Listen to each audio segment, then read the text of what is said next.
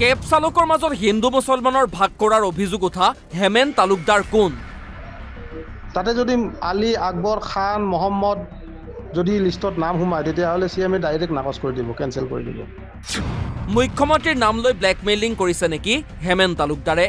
মই আপোনালোকক কথা দিছোঁ, যাওক আমাৰ 2000, 3000, 4000, 5000 যিমান চালক হয় গ্ৰুপত এড কৰক, CMৰ তাত মই লৈ যাম। মই কথা দিলোঁ আপোনালোকক, কিন্তু একগোট হ'ব লাগিব।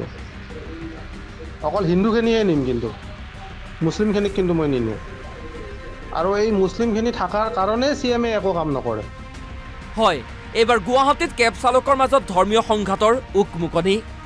মুখ্যমন্ত্ৰীৰ এক বিশেষ আঁচনিৰ নাম লৈ হিন্দু মুছলমান কেব চালকক দুভাগত বিভক্তৰ চেষ্টা কৰাৰ অভিযোগ হেমেন তালুকদাৰ নামৰ এজন যুৱকৰ বিৰুদ্ধে। কিন্তু হেমেন তালুকদাৰ আচলতে কোন? ল'ৰাজন আচলতে মই জনাত তেওঁ দালাল হিচাপে পৰিচিত। নাম হ'ল তেওঁৰ হেমেন তালুকদাৰ। আপোনালোকে জানে গুৱাহাটীত যেতিয়া লোকেল কেব ষ্টাৰ্ট হৈছিলে, পে ইণ্ডিয়া N2 কেব, এটা সময় পে ইণ্ডিয়াৰ হৈ দালালি কৰিছিলে। তাৰপিছত তেওঁ N2 কেবৰ হৈ দালালি কৰিছিলে। পিছত মানে শেষত ৰেপিডৰ হৈ আজিও ৰেপিডৰ দালালি কৰিয়ে খাই আছে। ৰেপিডৰ কিবা পোষ্টত তেওঁ মানে কণ্টেক্ট বেচিছত কিবা কাম কৰি আছে। এইটো মই হেমেন তালুকদাৰৰ তেওঁৰ কৰ্ম মানে পেচাটোৰ বিষয়ে ক'লোঁ মই আপোনালোকক। তেওঁ আচলতে একচুৱেলি দালাল। হেমেন তালুকদাৰৰ প্ৰতি অভিযোগ উঠা ভাইৰেল কল ৰেকৰ্ডিংটোত কি কৈছিল? মই আপোনালোকক কথা দিছোঁ, যাওক আমাৰ 2000, 3000, 4000, 5000 যিমান চালক হয় গ্ৰুপত এড কৰক, CMৰ তাত মই লৈ যাম। মই কথা দিলোঁ আপোনালোকক, কিন্তু একগোট হ'ব লাগিব। অকল হিন্দুখিনিয়ে নিম, কিন্তু মুছলিমখিনিক কিন্তু মই নিনিওঁ। আৰু এই মুছলিমখিনি থকাৰ কাৰণে CMে একো কাম নকৰে। এই হিন্দুখিনি যদি 3,000, 4,000, 5,000 যদি চালক আছে, আমাৰ গাড়ীৰ লাইনৰ দি নহয়, মুখ্যমন্ত্ৰী আঁচনিৰ পৰা 2 লাখ 2 লাখ টকাকৈও আমি দিব পৰাকৈ সক্ষম আছে। এইখিনি কথা এটলিষ্ট ক'ব পাৰিম CMক যে ছাৰ আমাৰ অৱস্থা এনেকুৱা, গতিকে আমাক 2 লাখ 2 লাখ এটা এককালীন সাহাৰ্য দিয়ক। CMে পটাককৈ দি দিব। তাতে যদি আলী, আকবৰ, খান, মহম্মদ যদি লিষ্টত নাম সোমায় তেতিয়াহ'লে CMে ডাইৰেক্ট নাকচ কৰি দিব, কেঞ্চেল কৰি দিব। ধুবুৰীহেন জেগাত হনুমান মন্দিৰৰ ওচৰত গৰুৰ মাথা দি যায়। আজি যদি জাতিটো যদি আপোনালোকে জীয়াই নাৰাখে, অনাগত দিনত আপোনালোকৰ ল'ৰা ছোৱালী ভুগব এইখিনি কথা। ভৱিষ্যতত আপোনাৰ ল'ৰা ছোৱালী মুখ তুলি কিনে বজাৰত যাব নোৱাৰিব,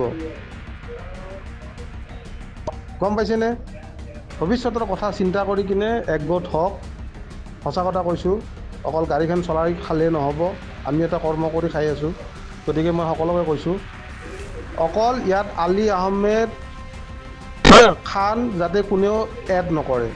দিগন্তক, উত্তম, তোমালোককো কৈছোঁ মই, যাতে তোমালোকে এড নকৰা। আৰু এই লিংকটো, গ্ৰুপৰ লিংকটো বেলেগ গ্ৰুপত শ্বেয়াৰ কৰি নেবা। যোনে হিন্দু অসমীয়া তাকহে এড কৰাই দিবা। শ্বেয়াৰ কৰি দিলে কি হ'ব, তাতে সোমাই যাব। এই শ্বেয়াৰ কৰি দিওঁতে কেইদিনমান আগতে কোনোবা এজন আলী বুলি আহিছিলে, যেতিয়া মই ডিটেইলছ চালোঁ, বোলে এইটো কি কাম কৰিছা তোমালোকে? তাৰপিছত উত্তমক কওঁতে উত্তমে ৰিমুভ মাৰি দিছে মনে মনে। তো ইয়াতে আমাৰ যিখিনি কথা বতৰা আলোচনা হয়, যাতে কোনো কায়ো গ্ৰুপত ইয়াৰে ভইচ নোট কেতিয়াও শ্বেয়াৰ নকৰা, নহ'লে জাতিগত সংঘৰ্ষ হৈ যাব। আমি যিখিনি কৰোঁ, যিখিনি প্লেনিং কৰোঁ, আমাৰ মাজতে থাকিব, গম পাইছে? মই সকলোকে কৈছোঁ। গতিকে আমি অলপ আলোচনা কৰিলে ইয়াৰ ভইচ নোট হওক, পিকচাৰ হওক, বেলেগ গ্ৰুপত কোনেও হেৰি নকৰিব। এইটো সদায় টপ চিক্ৰেট গ্ৰুপ বুলি ভাবিব। এইটো আমি সকলোৱে একতা হৈ থাকিম, কিন্তু ৰাইজক দেখুৱাব নালাগে। সময় আহিলে আমি নিজে নিজে ওলাই আহিম। RSS কেনেকুৱা, RSS এনেকুৱা। গতিকে আপোনালোকক মই সকলোকে কৈছোঁ, যাতে ইয়াৰে গ্ৰুপৰ ভইচ নোট হওক, পিকচাৰ হওক, কোনো গ্ৰুপত প্ৰেৰণ নকৰে। একমাত্ৰ জাতিৰ কথা চিন্তা কৰে, গম পাইছেনে? জাতিৰ কথা চিন্তা কৰি যাতে কোনেও প্ৰেৰণ নকৰে। ধন্যবাদ। ভাৰত মাতা কি জয়। ইয়াত মুছলিম মিয়া হওক, বৰিয়া হওক, মৰিয়া হওক, মুছলিম সম্প্ৰদায়ৰ মানুহ কাকো এড নকৰিব। ইয়াত আমাৰ অকল অসমীয়া, হিন্দু অকল, অসমীয়া বুলি কথা নাই, হিন্দু। মানে বঙালী হ'ব পাৰে, মাৰোৱাৰী হ'ব পাৰে, বিহাৰী হ'ব পাৰে, নেপালী হ'ব পাৰে, অকল হিন্দুখিনি। যিজন ল'ৰাই এই কথাষাৰ কৈছে সেইখিনি কথা ল'ৰাজনে যে কৈছে এটা মানে ইমান বেয়া এটা কথা কৈছে যে হিন্দু মুছলিম তেওঁ সেই ল'ৰাজনে ভাগ কৰিছে, সেইটো বস্তু আমি গম পাব লাগিব যে কিয় ভাগ কৰিছে। কাৰণ যিটো তেওঁ যোনটো ষ্টেটমেণ্ট দিছে সেই ষ্টেটমেণ্টটো হ'ল এটা আনকনষ্টিটিউচনেল ষ্টেটমেণ্ট দিছে।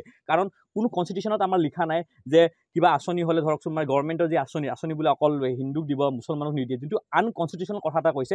ত' সেইটোৰ ওপৰত আমাক মানে যদি CM ছাৰৰ যাতে এই ভিডিঅ'টো এই নিউজটো যাতে CM ছাৰলৈ গৈ পায় আৰু CM ছাৰে যাতে এটা উচিত তদন্ত কৰে সেই ল'ৰাজনৰ ওপৰত যে এনেকুৱা বস্তু কিয় ক'লে আৰু সেইজনে উচিত শাস্তি পাব লাগে। এতিয়া বাকীখিনি কথা মাননীয় অসমৰ মুখ্যমন্ত্ৰী মহোদয়ক আমি সুধিব বিচাৰিছোঁ যে এনেকুৱা কিবা আঁচনি আহিছে নেকি যিটো আঁচনি অকল মানে সনাতনী ভাইসকলৰ বাবে, সনাতনী কেব চালক ভাইসকলৰ বাবে, আমাৰ কোনো অন্য মানে ধৰ্মীয় সম্প্ৰদায়ৰ মানে বাবে কোনো ধৰণৰ এনেকুৱা আঁচনি মানে সেই আঁচনিখন অকল সেনেকুৱা মানুহৰ বাবে আহিছে নেকি যিয়ে হিন্দু মানুহখিনিৰ বাবে আহিছে, মুছলমানখিনিৰ বাবে নহয়, এনেকুৱা কিবা আঁচনি আহিছে নেকি? তেতিয়া সেই কথাটো আমাক স্পষ্টভাৱে মুখ্যমন্ত্ৰী মহোদয়ৰ পৰা স্পষ্টীকৰণ লাগে বা জানিব বিচাৰিছোঁ।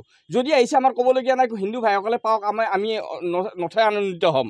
কিন্তু যদিহে তেওঁ মুখ্যমন্ত্ৰী মহোদয়ৰ কিবা মানে বইনা লৈ তেওঁ কিবা মানে সেই হিন্দু ভাইসকলক মানে কিবা ধৰ্মীয় সংঘাত লগাই বা ধৰ্মীয় আৱেগৰ বশৱৰ্তী কৰি তেওঁ দালালি কৰিব আৰু আমাৰ সমাজখনক সাম্প্ৰদায়িকৰ ভেদাভেদৰ সৃষ্টি কৰিব, এই কথাটো কোনোপধ্যে হ'ব নোৱাৰে। তাৰ বাবে মই আপোনালোকৰ মাধ্যম যোগে মুখ্যমন্ত্ৰী মহোদয়ক জনাব বিচাৰিছোঁ। এতিয়া প্ৰশ্ন হয়, অভিযোগৰ আঙুলি উঠা হেমেন তালুকদাৰে মুখ্যমন্ত্ৰীৰ নাম লৈ ব্লেকমেইলিঙেৰে দালালি কৰিব বিচাৰিছে নেকি? পৰৱৰ্তী সময়তহে এই কথা পোহৰলৈ আহিব। মানস বৰুৱাৰ ৰিপৰ্ট, অসম লাইভ 24।